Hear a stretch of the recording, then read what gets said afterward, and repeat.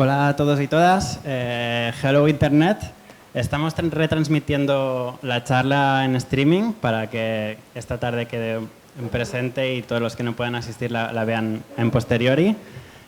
Supongo que más o menos todos habláis algo de inglés. Will va a hablar en inglés y voy a intentar de introducirlo también en inglés.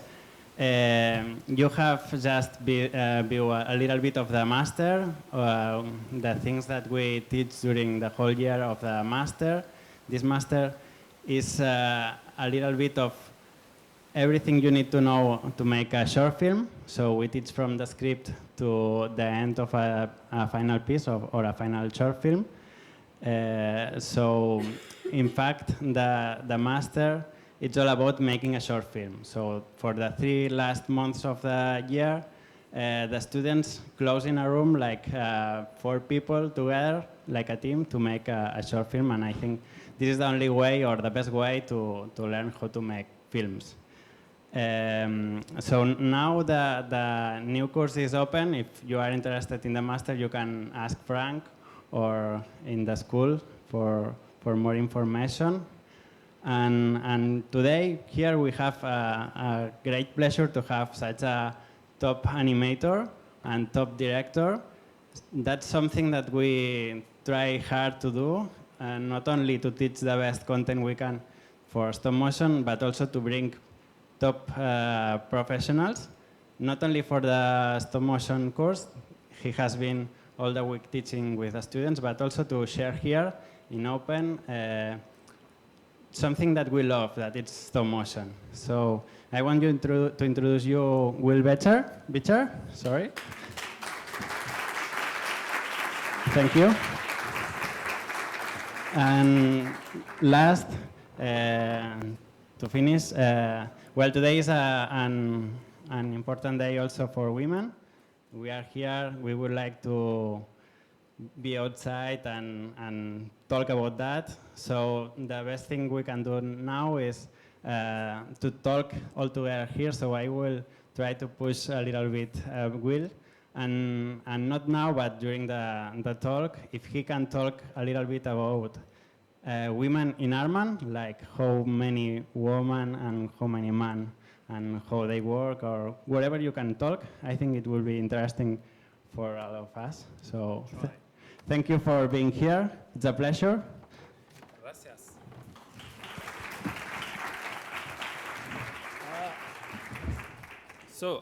Buenas noches.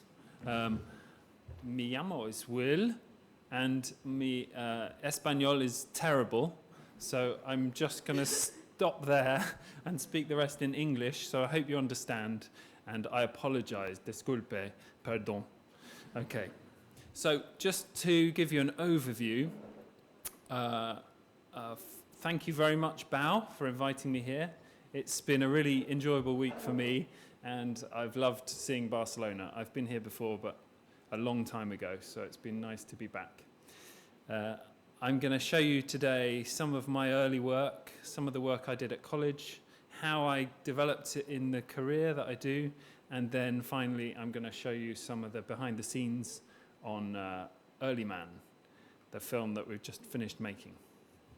First of all, a quick trailer for Aardman.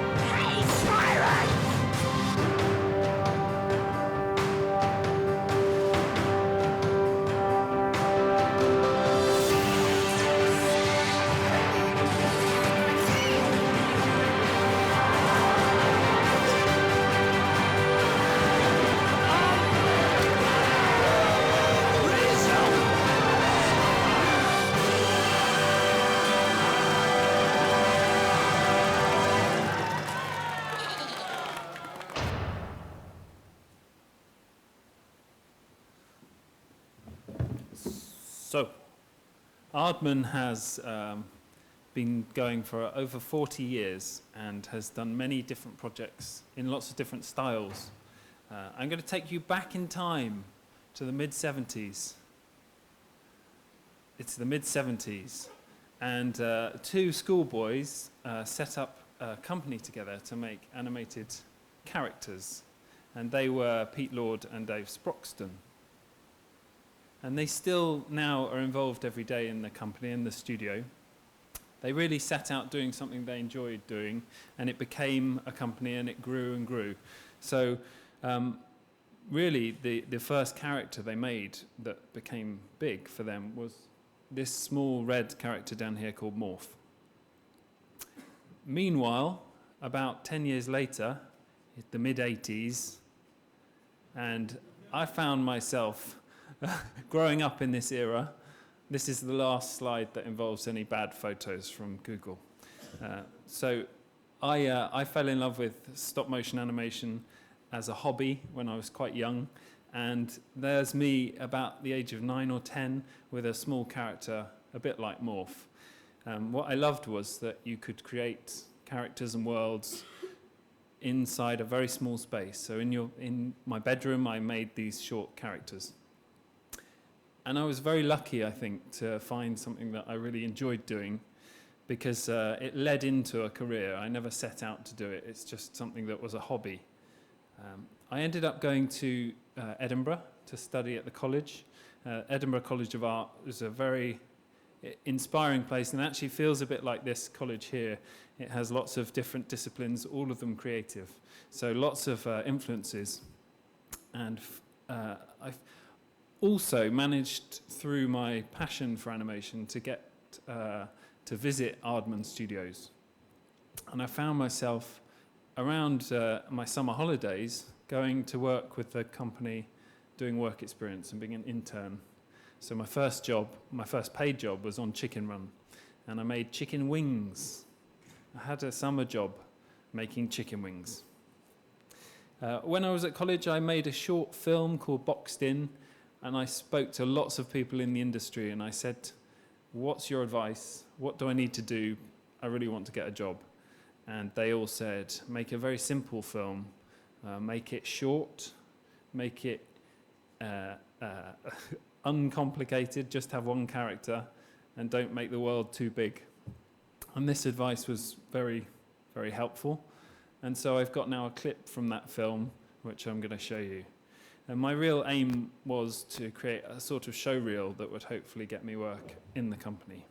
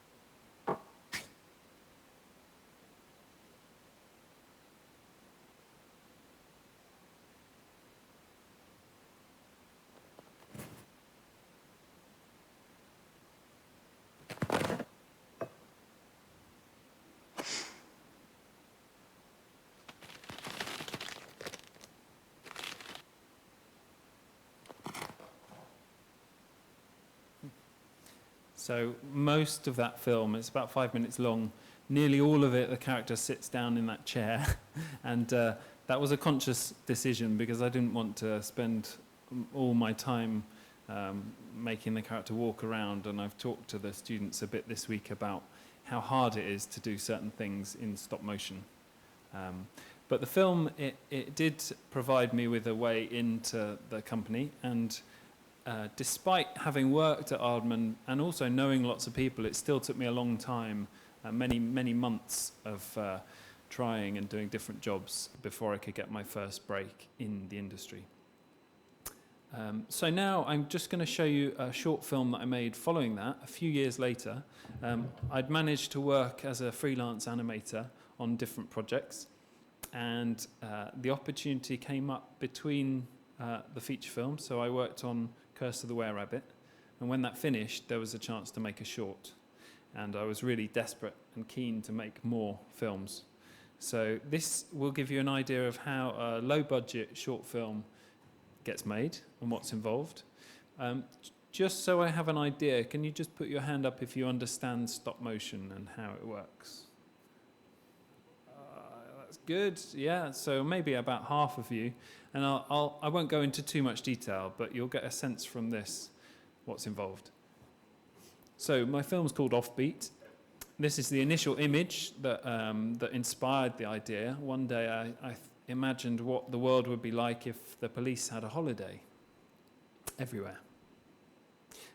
I worked with an amazing illustrator called Andrew Trim to work up some designs that were very textural, and what I really wanted to do was have a film that had some tactile feel to it, because I think one of the things that is brilliant about stop frame animation is the fact that everything is made by hand and you can see that.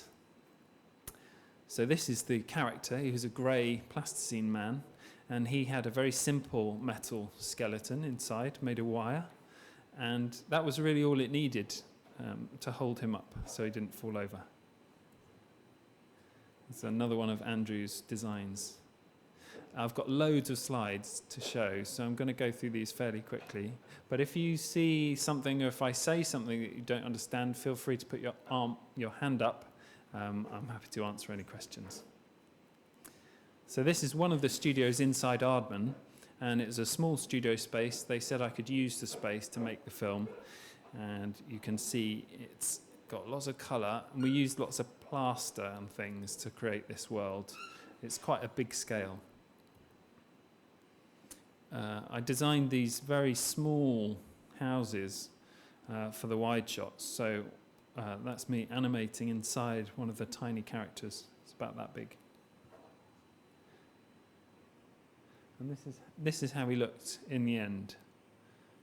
So this is a 3-minute film. I'm going to play it for you now. There's just a little bit of dialogue, but nearly all of it is done through acting, so there's no real speaking in this film, and that's something that appeals to me as a filmmaker. On the financial markets, there was a slight increase in the price of gold yesterday, but this is expected to level out during the course of trading today. And in other news, a recent report into plastic containers has found that the lids may become stained if used with brightly coloured foods. And finally, from crime to sunshine, police begin their annual holiday today. I and the rest of the news team wish them a very enjoyable break. That's all from me. Have a very good one.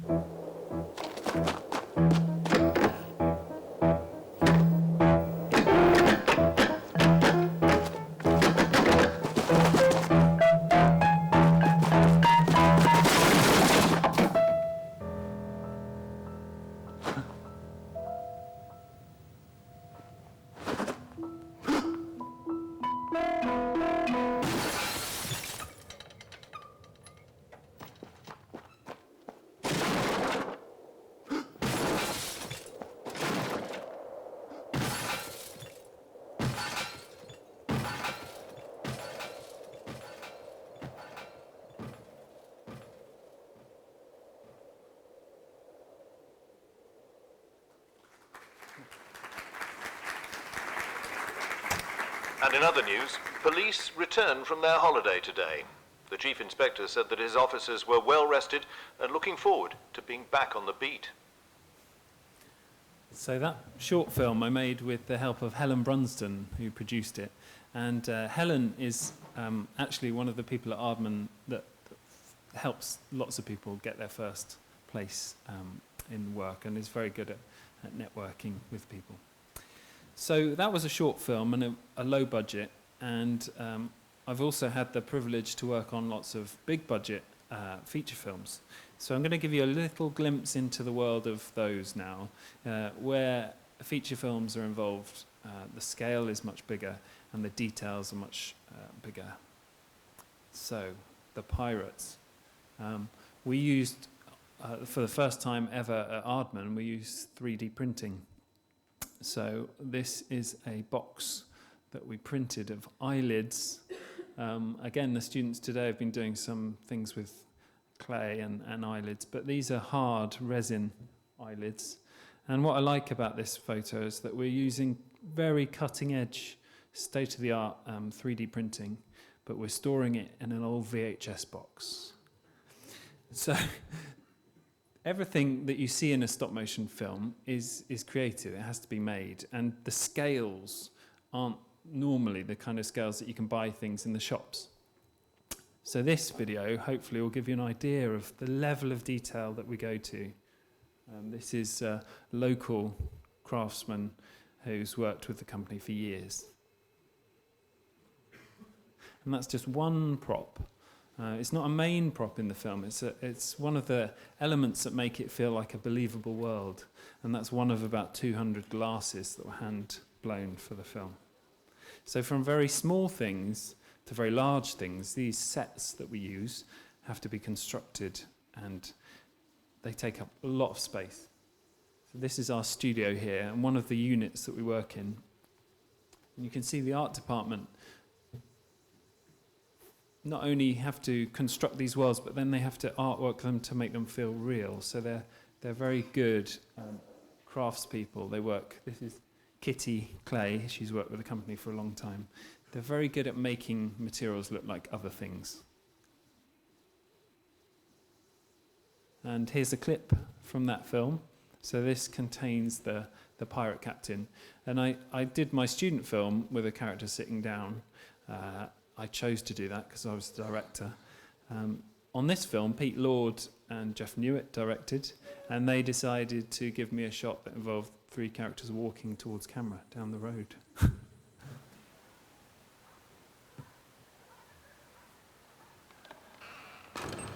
know what I've discovered, Charles? The friends you make after you've become famous are better, truer friends than the ones you've had for years beforehand. So very wise. But the lads will think I'm a fool. No, a fool? You? Oh, you're an intellectual giant. I mean, just look at how you've managed to keep Polly safe from those sinister forces. Yes, I did do that, didn't I? You did. And wherever she's hidden, I bet it's somewhere really ingenious. It is rather. You'll never guess where. Well, no, you're too smart for me, Captain. Right under everyone's noses. Or right under my noses, anyhow.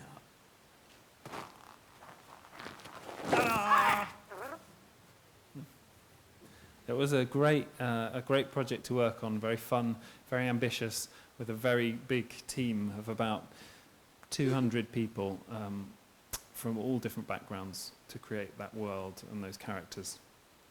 And it was such a big deal that we celebrated at the end. That's Pete and Jeff celebrating. This boat that was in the film took months, maybe even a year to build, and was so big that we had to take it apart in order to get it into the studio. So another favourite project that I've worked on is Shaun the Sheep. And many people at Aardman have had the pleasure to work on this series. It's great for performance and acting. Again, there's no words.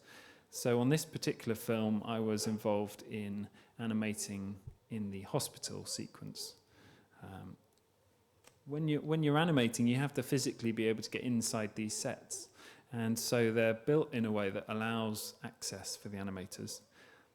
But even with the access, it's quite a physical performance to do. You have to go in to reach the character, to make those tiny movements, and then come out the way for the camera.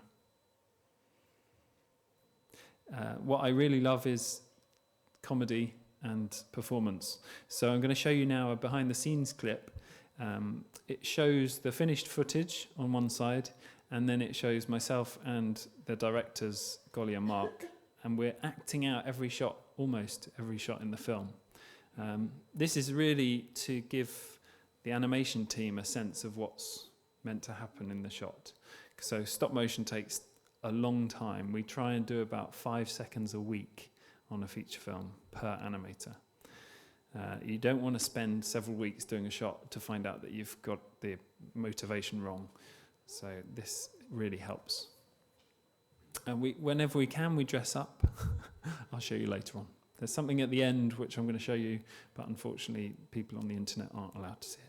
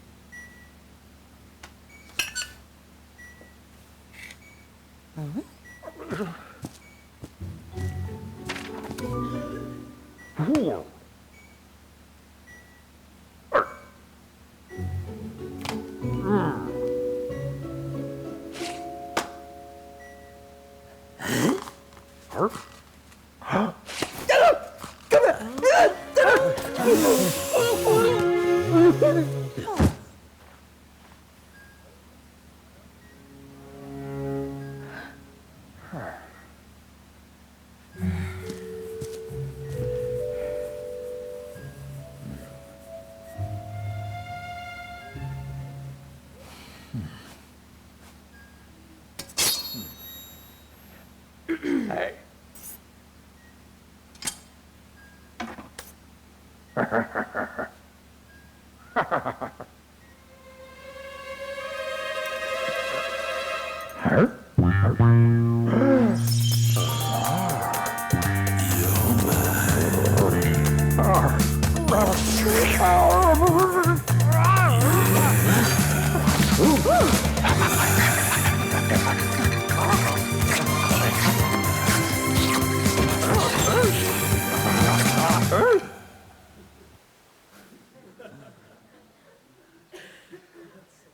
So, fun fact for you, we took the miniature costumes that were made there were actually made, one of the production team, Georgie Reynolds, one of her family worked in the hospital at BRI in Bristol, and we took a proper full-size surgical costume and cut it up into pieces to make a miniature one.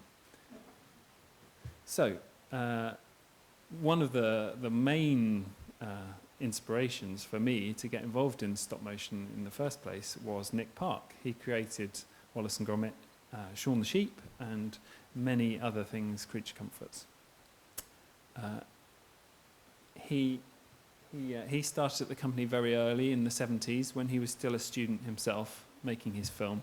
They helped him finish, and he helped them by working on commercials and Morph and other things. So that brings me on to the second part of the talk, which is about the film we've just made, Early Man. But if anyone has any questions before we go on to that, put your hand up. Otherwise, I'll just carry on. You all good? Oh, yeah. So you talked before about the animation team. Like that means that when you're directing a scene, are you physically moving the characters, or like how many people are doing something like what we just saw? Mm-hmm. Well, normally we have one animator animating all the characters within one shot. So if we set up a shot looking this way, bits are inside the room, there might be 4 or 5 different characters in that shot, but one animator would do all of those. Sometimes we have one animator shooting one way, another one shooting the other way, but it's actually best if you can just keep one person doing both sides.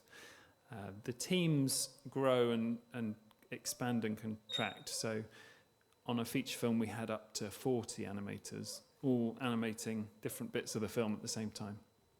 The directors generally don't animate. They're spending all their time briefing, talking about the shots, looking at the sets and the props and the puppets and the edit and the audio. So there's a huge amount of constant sort of reviewing that the directors do, along with those live action videos. Yeah. Okay. Oh, yeah.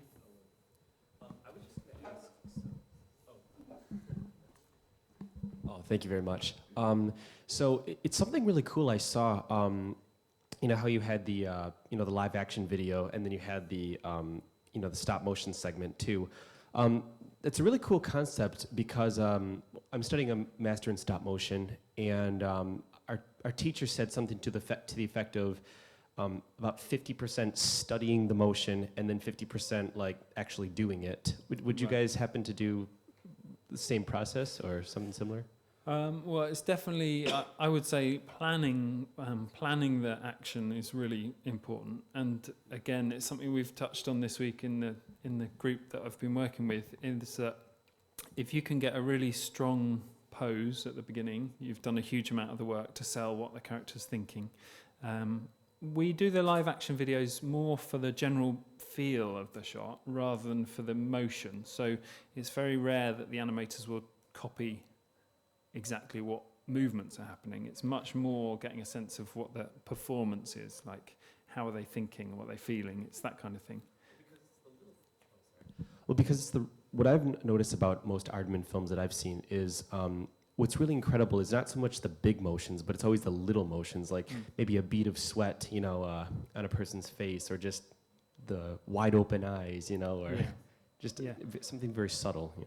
Yeah, and everything to that effect is planned because it has to be in a way. It's quite hard to be organic, and actually the animation team, when it's that big, everyone needs to be focused on what the core idea is. So although everyone has ideas and they add them in all the way along, an animator can't just take a storyboard and say, okay, I know what's going on here, I'm going to go and do it and add some stuff, because generally everyone has slightly different ideas.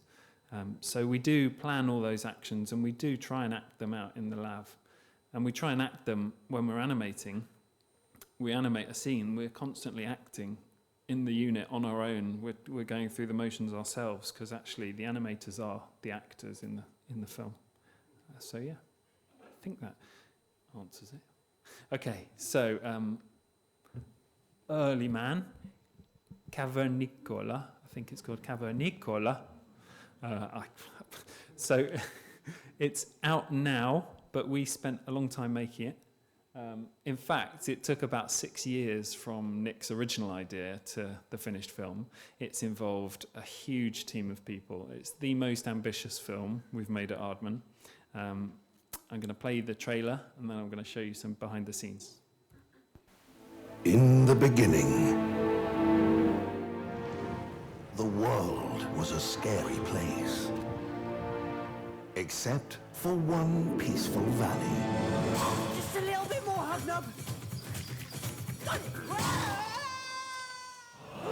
Meet Doug's tribe.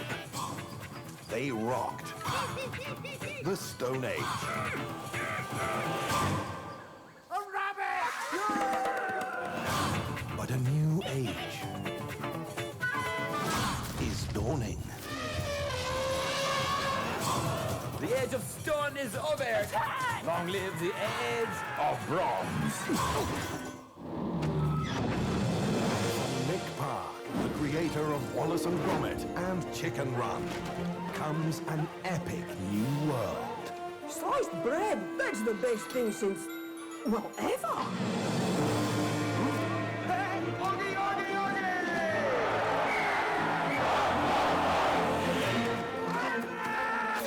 You leave my tribe in peace.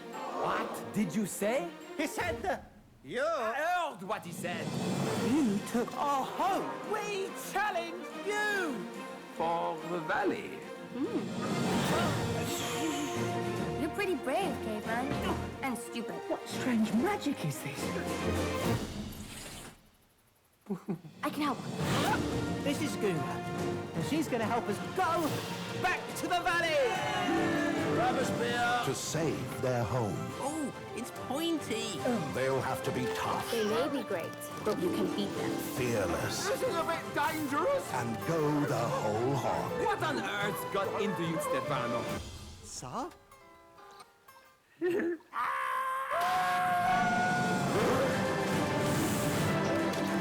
on, everyone. Let's show them what we've got.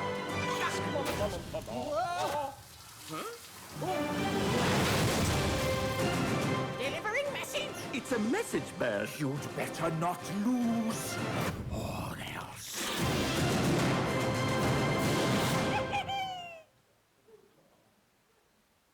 I brought that rabbit along.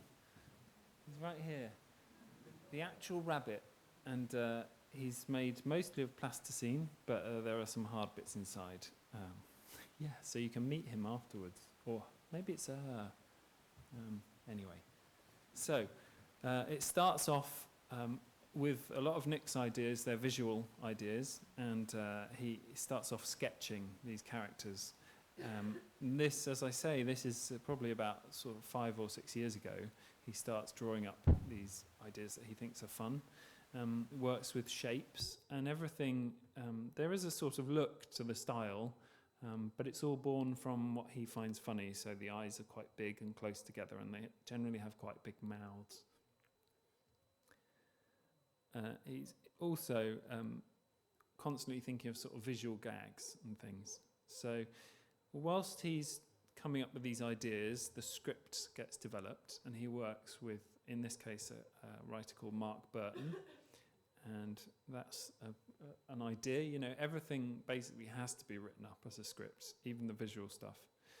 And at the same time, he starts working with the concept artist, who in this film was Aurelian. He's worked on many projects, beautiful designs. And it excited a lot of the crew at Aardman, because this is a world that we've never explored before. It's a different look and different texture. It's about the caveman world meeting the Bronze Age world. So I'm going to whiz through some character building. You'll see this is a higher end process than the one that I did on my short film.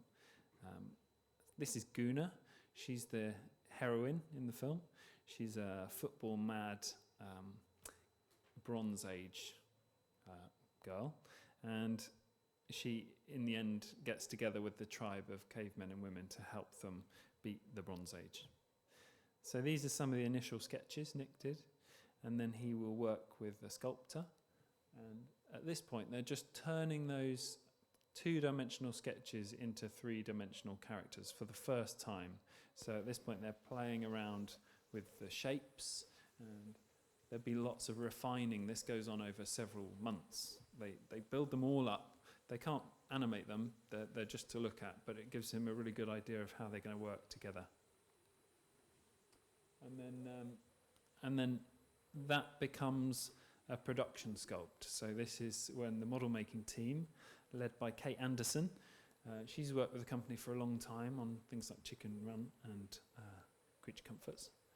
So she works with a team of about 30 model makers, and they spend all their time working out how to construct the puppets to look right, but also how to make them movable, because they've got to basically be incredibly diverse acting. You know, we've got to do all sorts of physical things with them, but also lots of subtle things. So they spend a long time working on these designs.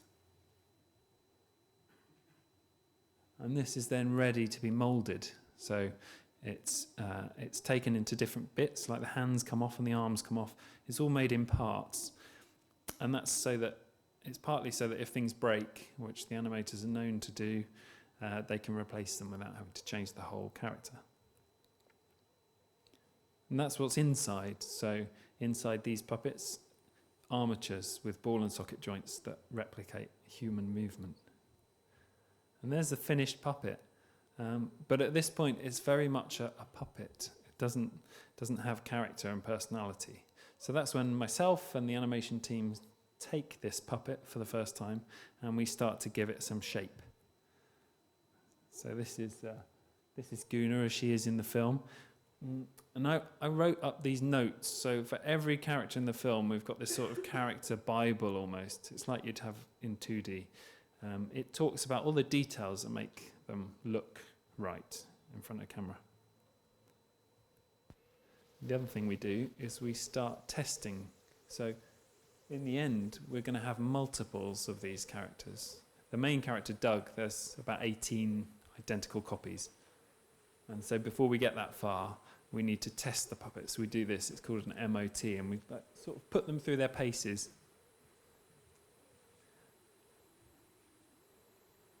So some of it is just physically, like, do the shoulders do what they need to do? Does the head move? Are there any problems? If there are problems at this point, we can sort them out. Once we get into production, it's really hard to change things. And on this film, the hair and the fur were really, really problematic because we really wanted to use clay, and clay and fur don't go well together. And that's how she looks in the finished film with the lighting and the backgrounds. So a little bit about the sets and the scale of it. There's a shot right at the beginning of the trailer that pulls back and there's some volcanoes erupting, and that actually building that takes a really long time to do. So the art department, led by Matt, start out with some simple shapes. So this is his version, his early stage before we build these sets, which are going to be huge.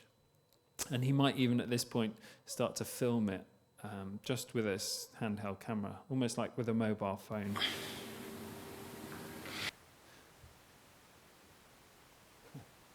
He's not the best cameraman, but that's okay because he's not meant to be. And he might show this to Nick and say, "What do you think?" And Nick would probably say, "It's good." But it's really about getting a starting point, a point of conversation going.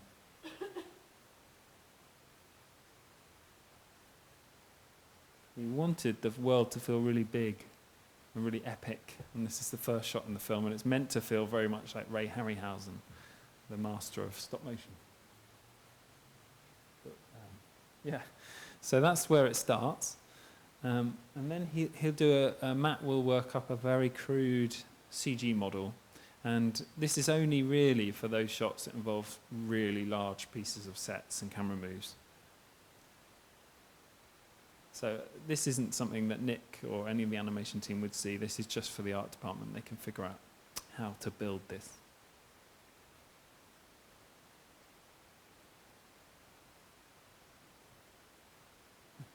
We've got a team of about 20 or so camera people. So some of those camera people work with motion control, and some of them set up all the shots. So they'll also be involved at this point. So that's Dave Alex. He's worked at the company for, well, really from the beginning. And he was involved working very closely with Nick on that famous train chase sequence with the penguin. So he uses a lot of theatre techniques in lighting. He lights it as if it's real, as if it's a miniature film set. But wherever we can, we do stuff in camera. So we use practical effects rather than CGI. Now, so whenever you have a camera moving in stop motion, you need to animate the camera frame by frame. And we use a huge robotic arm to do that when it's a big move. So I'm going to show you a time lapse now of one of the animators working on that shot. And this is many weeks of testing. So you can see that's the camera moving on the end of that red thing. John animating in the background, and then we dissolve to see he did different layers because there were different puppets at different points. You get an idea of how long it's taking. I'll just play it again for you. So you get an idea how long it's taken by looking at his t-shirt. It changes every day.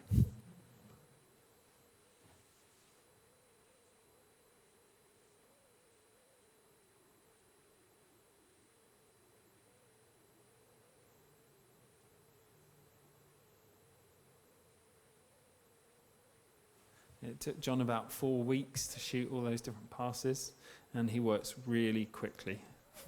not that quickly, but very quickly. He's like he just gets into the mindset and works away. So let me show you that finished shot.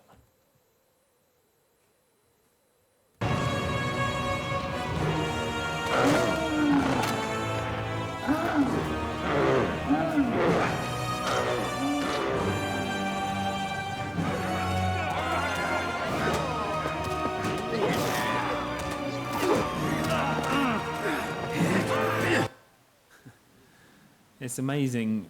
It's a very ambitious thing to set up. It took a long time with a lot of different people working on it. So the art department, cameras, lighting, model making, the animation team, the carpenters, everyone. And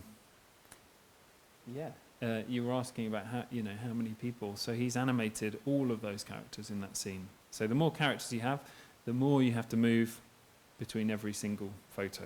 So it's just a mind-boggling amount.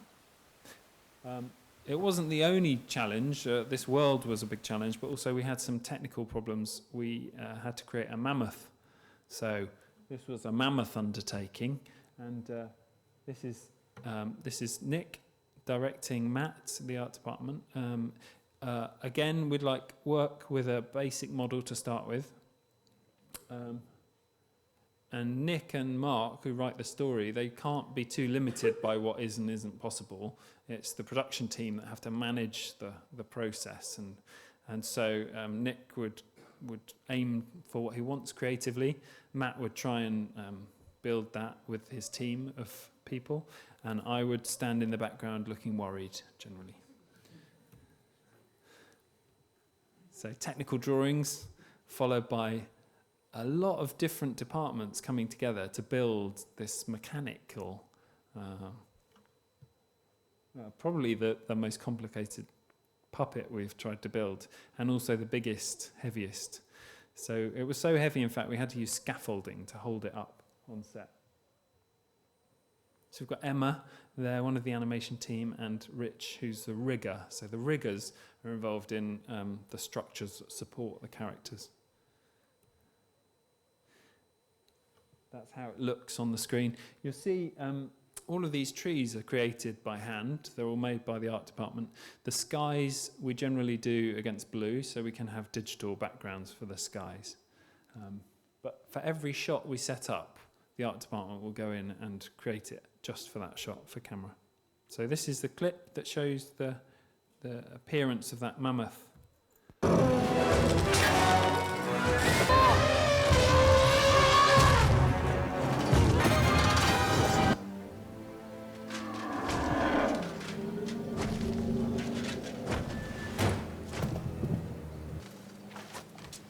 Oh, you fool!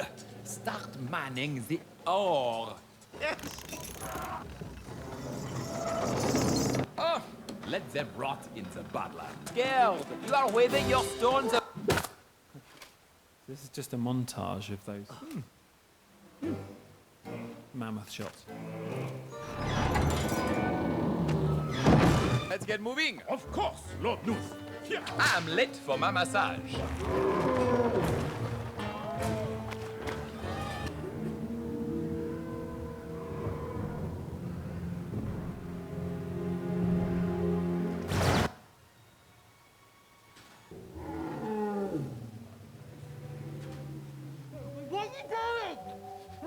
Well, this is an unexpected word, Blaine. Terrible. I mean, just awful.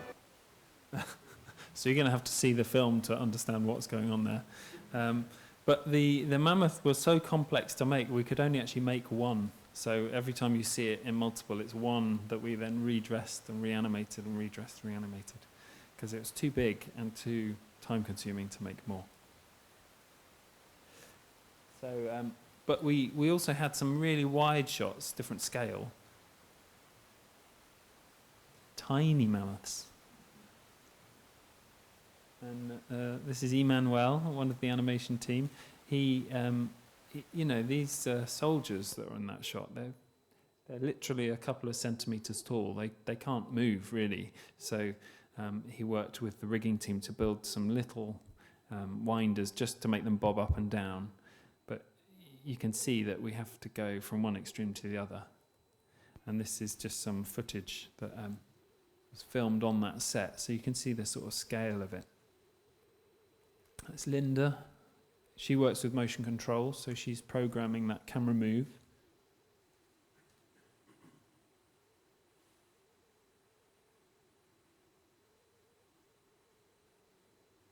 So we had to build this enormous bronze town in the middle of a volcanic rock. And again, one of the biggest sort of sets we had. And this is how it looked.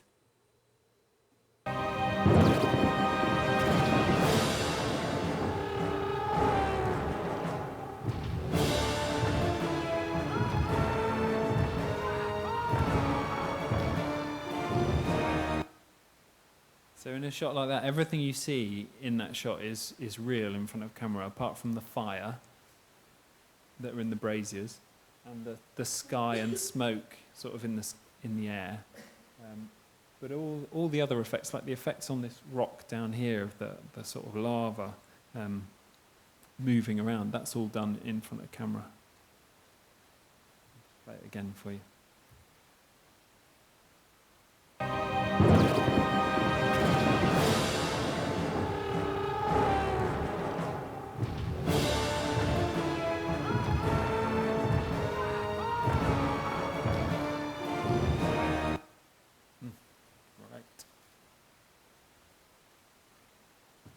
So I've talked a bit about the number of people involved, but obviously the department I work with the most are the animation team. That's my background, and on this film I was director of animation alongside a guy called Merlin. So this is a team photo in front of that set you've just seen. It's a really like vibrant mix of animators from around the world, lots of different European animators, and at the bottom you've got Nick in the middle, and Lloyd, who's worked with him for many years. So I feel very privileged to be part of that team. And the animation team, well, stop motion animation is a relatively niche, small industry. So actually some of these animators will go off and work at Leica. A lot of them will go off and move around different parts of the world to work on projects. So it feels a bit like an extended family. You might be in a different country but see the same people. So if you haven't seen the film already, spoiler alert now, I'm going to show you the whole thing. There we go. And then finally, before some questions, if you have any, I'm just going to talk to you about one of the scenes that I enjoyed working on the most. There's an article actually on this in Cartoon Brew at the moment, but this was a scene, you'll have seen a bit of it in the trailer. It's such a sort of wonderfully fun setup. We've got Hognob, who is the pet hog of our main caveman, Doug, and he ends up in the villain's lair. So this is Lord Nuth, he's the bad guy, played by Tom Hiddleston. He's in his, what is that? It's like a jacuzzi, I suppose, and he's having a massage. He thinks it's Stefano, his masseuse, but it's Hognob. So I'm going to have to ask our technical team to turn off the live stream because I can't let anyone outside of this room see this clip. No filming, please. Otherwise, Nick would be, he might fire me. I don't know. You'll see why. I'll give you just a simple, hang on. So what we're going to see 4 images now. It's a bit like the live action video, except we've got 2 more things. We've got our storyboards, our live action video, and then we've got our block and our shot. So the block is like a rehearsal for the animation team. It's not animated on every single frame, it's just key positions, so it's a crude version. But it's really important before every shot that we do this stage called blocking. And it lets Nick and myself and Merlin see how the action's going to play out, but also we can check the lighting and the dressing and the sets, cameras, focus, that kind of thing. Are we good? Yeah? Okay. Here we go. So it's just a little clip from the film, and then you can ask some questions. Oh, by the way, yeah, we made some big outfits to help us feel in character. So this is Nick Park, multi-Academy Award-winning Nick Park.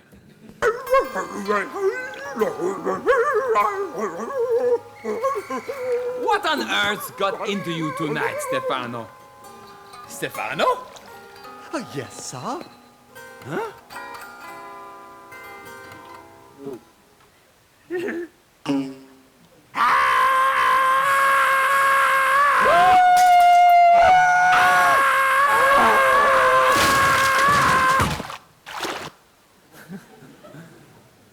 It's particularly fitting because Nick plays the voice of Hobnob in this film, so he's actually acting and he's voicing that character. And he threw that ball at my head. He did it really hard. I'll just play it again. Would you like to see it again? Okay, all right, play it again.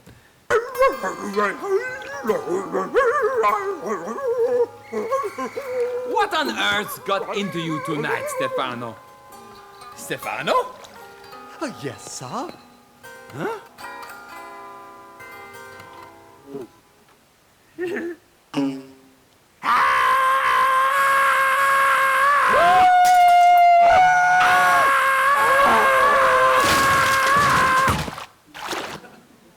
It really hurt.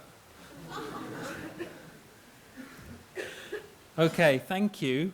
I'm really happy to talk about anything that I've gone through there in more detail if you want, or you can just ask questions. I've also brought with me one of the other characters from the film, which is the main character, Doug. So this is him. This is one of the puppets that we shot the film with. So again, you're very welcome. After questions, you can come up and take photos and have a look.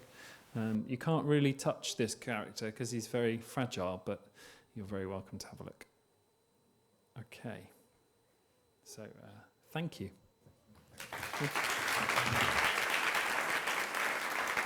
Thank you.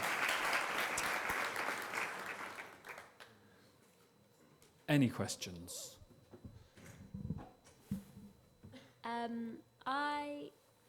I saw Early Man recently, and I really enjoyed how there were a lot of quite conscious comments about kind of gender equality and diversity and things. And I was wondering, in Aardman, what's the ratio typically to men to women in creative and direction positions? And how do you think we can get more women into creative direction roles? Right. So I'm going to try and be sort of as clear as I can, but I don't know. I'm not particularly clear on the facts. So my impression of it is, this is my impression. There are, in some of the departments at Aardman, there are more women than men. Some the other way around, more men than women. It's fairly balanced in terms of overall. And where it works well, some departments, for example, like model making, set dressing, there's more flexibility in terms of the hours, and some of the mothers that work job share, so there's a bit more scope. In the animation team, it's much more limited, so whenever someone has a family, it has an impact on their career, definitely. And some of the animators have had families but continue to work. But generally, because of the hours we do and because of the inflexibility of the production, it just doesn't really work as well. So I think it's something I would like to see more of, job shares and that kind of thing. But I think with everything, it could be better, probably. Across the rest of the company, there's women in leading roles in different departments. And head of broadcast is Sarah Cox, who's, I think, going to be a really positive force in terms of making sure that women at the company that have creative ideas come forward, and she's trying to encourage that. But I don't know why, but I think some of the male colleagues that I work with are just naturally more sort of pushy and push themselves forward. So it's kind of society. Maybe. Yeah, but I hope it can change. Yeah. But I think trying to be positive, I think it's conscious. It's a fairly inclusive company, and I think they consciously try to keep it open. Yeah. Any more questions? We usually see the scenes or the shots that were successful, but how do you manage failure? How do you manage mistakes after a week of work? Yes, it's really hard, and stop motion is very inflexible because of the time it takes, and because the animators really have to be left on their own to create their scenes. So it does happen. It happens with all the departments. You know, you have changes like the art department might spend weeks, maybe months building something that then gets written out of the script. Or model making, for example, built some puppets and they just finished them and then they were taken away from the store, they were cut. It's sort of limited as much as it can be, but because it's a creative process, I think everyone who works at Aardman knows that some of the things they do aren't going to make it in the end. And everyone wants the film to be the best it can, so actually if the animator has animated a scene that gets cut, I think they're, despondent, disappointed, depressed. But ultimately, I think they know that it's for the good of the film, and they wouldn't want it to be in there just, because they've done it. They understand the bigger picture. It's frustrating though, because it's, sometimes it is weeks. That scene with the massaging, it was 7-week-long shot to do that. So one shot in there is 7 weeks of someone's life. And so it's like the stakes are quite high. Yeah.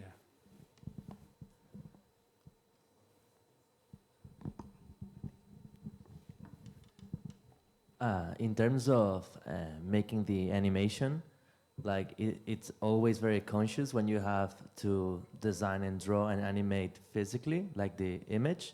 But how do you manage sound? Because it's always kind of, it leads to a second position when you're animating because you have to post-produce it. But for example, when you have to make the sound of specific materials, like you have them prepared before, or how do you do it? How do you deal? Yeah, all of the dialogue we record beforehand. Nick starts working with the voice actors about 6 months before we start shooting to try and find the voices. And then they continue recording the voice as we're animating because it takes so long to animate. But we'll always have the dialogue before we physically manipulate the mouth shape. So we fit the animation to that. And with all the other sound effects, we have our animatic, our storyboard, has lots and lots of sound effects on it, but they're always just placeholders. And all the final sound effects are done at the end once it's completed. So you're right that everything has to be added. Nothing exists. There's no sound to begin with. So all of those natural sounds get added by Foley artists at the end.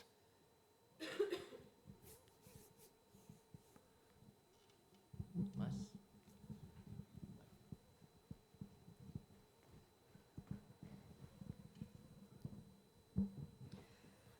Hello. So we noticed there's a lot of camera movements in this film. How much more difficult does that make the animation process? It makes it a lot more difficult because, first of all, you have to plan the camera move, which takes time and days, in fact, sometimes weeks, to get that working right. Because obviously, unlike in live action, you can't get someone just to create it with their hands. We have to program it using a computer. So that takes a long time.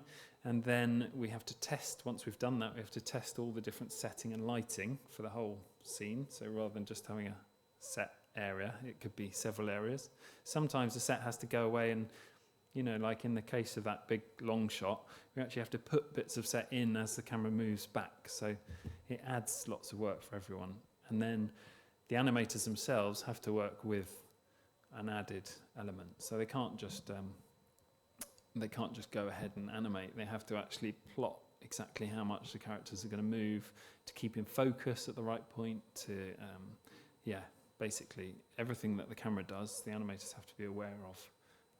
So it's much harder, but it gives the film more, it makes it feel bigger, particularly if the camera moves are good, then it makes the film feel more immersive, I think. More questions? Stony silence. You're all shocked, aren't you, by how long it's taken? Yeah, I can tell. No? No more questions? You don't have to ask question. questions. Yeah, sure. So have you ever, your main location is in Bristol, correct? Yes. Now, do you have any See. different locations within Europe or overseas? Or? No, the company started in a very small flat, and then they acquired some property in central Bristol, and then they moved into what was a banana ripening warehouse, and that's where they still have their main base. So we've got 2 sites in Bristol. We've got the banana ripening warehouse, and that's where the offices are. And then I work at Aztec West, which is this big industrial park. And that's where we have our feature studio. And then a few years ago, they did form a partnership with a company in America called Nathan Love. So, really? But they're mainly doing commercials. Yeah. Oh, you mean? Oh, I think I know those. It's like mattress commercials, right? With like the sheep. Or something? That's something Aardman's done for many years. But Nathan Love is a newer, smaller company in New York, and so I think they're coming to basically to work on newer productions. Okay. Yeah. I have a quick question. Something that I've always wanted to know for a while. Many years ago, when I was a teenager, I saw the movie Flushed Away, and. And you collaborated with DreamWorks on that, if I'm correct. Mm-hmm. Why did you choose computer animation over stop motion during that time? Just out of curiosity. Yeah, I think the answer to that, it happened at a time when I was working at the company, but not in a position where I know the ins and outs. But they'll always look at what is involved in the film and the story and try and figure out whether it can be told with stop motion or whether it's better in CGI. Mm-hmm. And I think Flushed Away felt like it was too big. The number of locations and the water and the sewers, they did look at some initial tests. In fact, I think they even made a model, but it just looked like it was going to be really, really complicated. So they went CG. And DreamWorks were the initial partners with Aardman. They made 3 films together. And then I think they mutually agreed that they had different motives. DreamWorks wanted to make bigger, more universally, appealing films, and Aardman wanted to retain a bit more creative control. So they went their separate ways, and then Sony took over.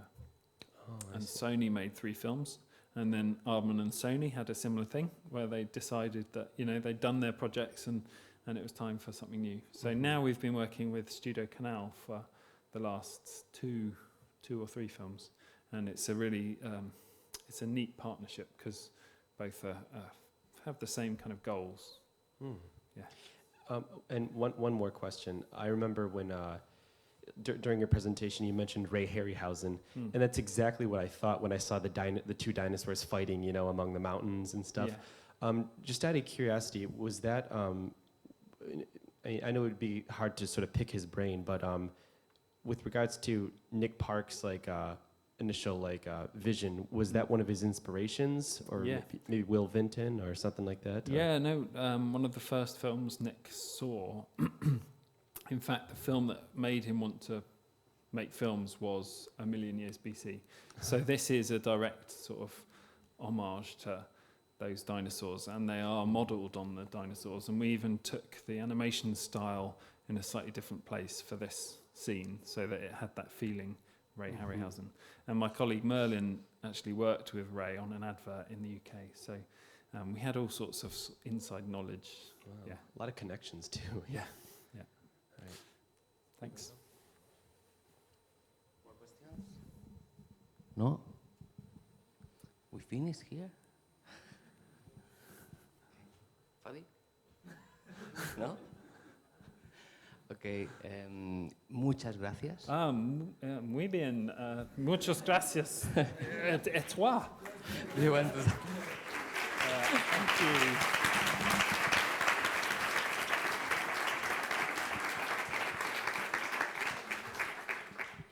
Bueno, acabamos aquí. Lo que sí es tradición para los que venís regularmente es hacernos una foto con él. Lo que necesitamos es apartar todas las sillas y haremos la foto aquí delante, ¿vale? Entonces, si nos ayudáis, en 2 minutos lo hacemos.